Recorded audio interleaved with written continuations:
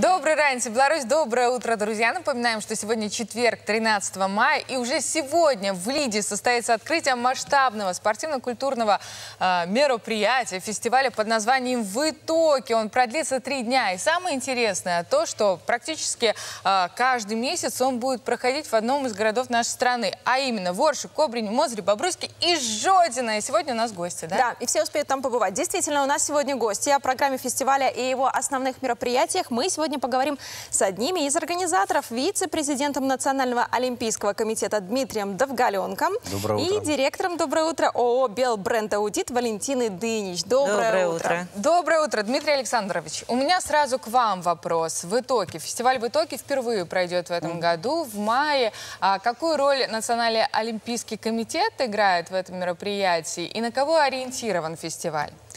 Ну, то, что касается роли, это получается, конечно же, мы, наверное, взяли на себя самую главную роль, потому что фестиваль культурно-спортивный, как вы уже это назвали, большая часть, наверное, будет касаться именно спортивной части, потому что то, что касается культуры, там будут свои локации, там будут выставки, они уже начинаются сегодня, как вы сказали.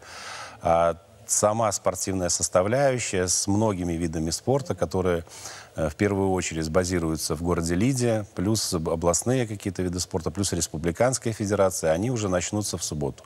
И в субботу родители вместе с детьми обязательно должны посетить эти мероприятия, потому что мы приготовили для организаторов и спортивные конкурсы. Каждый ребенок поучаствует, допустим, со своим желанием, со своим настроением в каком-то из видов спорта, попробовав себя, получает определенную печать. И чем больше собрали непосредственно, да, вот это вот у нас такая аккредитация. Давайте расскажем о том, как это будет работать. Итак, у нас есть, начнем сначала, есть специальная карта, которую, я так понимаю, получит каждый участник. Да, каждый участник получает аккредитацию и карту для того, чтобы ориентироваться. На карте мы видим, где какие виды спорта расположены, выбираем то, что нам нравится, где мы хотим себя попробовать, отправляемся туда и проходим испытания, или как, пробуем себя в этом виде спорта? Никакого испытания, получается, он вместе с родителями либо отдельно приходит, в зависимости от возраста, к этой спортивной площадке. Там он может получить как консультацию родителей, так и, допустим, ребенок поучаствовать в каком-то упражнении. Если это какой-то тренажер, значит, попробовать себя в каком-то тренажере, пострелять, погрести, помахать руками, покувыркаться, как я называю, потому что будут представлены больше 25 федераций. А это только развлечение или, может быть, кого-то там присмотрите себе?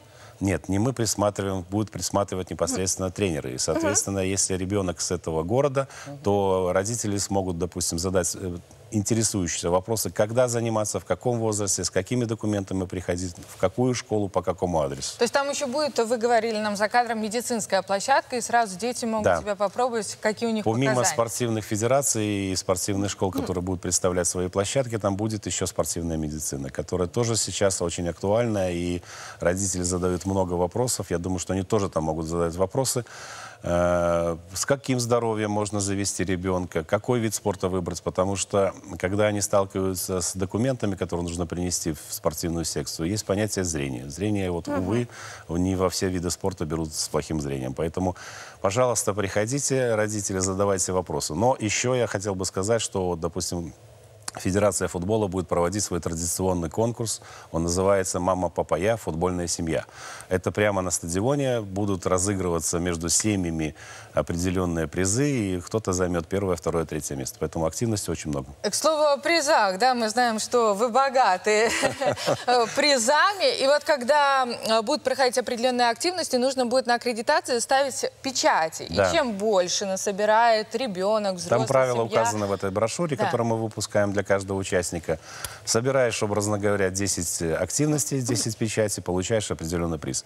Если ты проходишь полностью всю аккредитацию, то ты становишься участником главного приза, который будет разыгрываться раз в час. Там он будет очень весомый. Ой, хочется самим поучаствовать. На самом деле, да, дети мотивированы. Ну, а теперь давайте поговорим все-таки о культурно-образовательной части этой программы. Мы уже сказали, что она имеет место быть. Валентина Ивановна, ну давайте расскажите нам, что же там будет происходить помимо спорта. Вы знаете, вот действительно само название в итоге «Крок до Олимпа». Вот Олимп – это у нас такой кульминационный день, но 2 дня у нас будут замечательные семинары, выставки, конкурсы, которые будут решать несколько задач. И вот я бы хотела их, вот основные, по крайней мере, назвать. Первая вот задача, которую мне хотелось бы как-то так особо выделить, в каждом регионе у нас есть что-то свое особенное. Чем регион отличается от других регионов. Это, кстати говоря, мне кажется, мы не всегда даже подсвечиваем, а это, несомненно, нужно делать, потому что та же Гродненщина и, например, та же Витебщина — это разные регионы, это разные люди, и разные традиции немножечко, и разное творчество.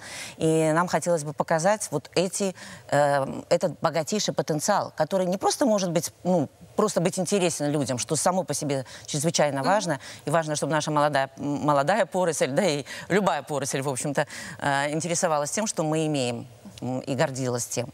Но важно, чтобы она еще в культуре брала и дальше продвигала в экономику и использовала вот этот потенциал. То есть вы имеете в виду формирование брендов на месте, да? Вот мы имеем знаменитые Слуцкие пояса, да, и все знают, едут туда, смотрят, это привлекает туризм. То есть у нас есть огромное количество каких-то других брендов, о которых мы не знаем, да? Либо которых мы еще не создали настолько, чтобы их потом можно было бы транслировать, и нашу Беларусь узнавали именно по ним.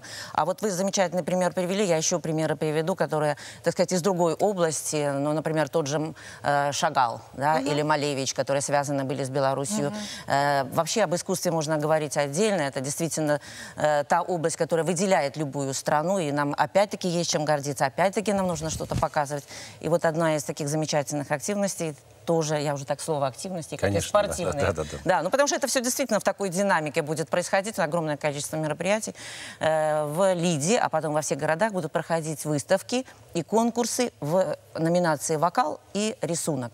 И опять-таки мы постараемся увидеть в том числе и тех, которые вот через несколько лет составят славу нашей замечательной стране в этих областях. И хочется подчеркнуть, что вот на этой выставке будут представлены только белорусские живописцы, белорусские авторы, белорусские композиторы, белорусские артисты и певцы. Причем это студенты, мы говорили о том, что это и симфонические оркестры, и воспитанники консерватории. Абсолютно верно. То есть максимальная популяризация нашего белорусского. И более того, еще добавлю, вот 15 числа, как раз тоже в кульминации, у нас будут определенные, там, фудкорт будет, но опять-таки это будет белорусская еда, это опять-таки будут белорусские бренды, это максимум внимания тем, которые делают свое и для своих. Вот это свое для своих, это, мне кажется, очень важно. Да, и наше национальное. Мне кажется, планы у вас просто-напросто грандиозные, но я думаю, что они, конечно, очень красиво осуществлятся. Да. Правильно?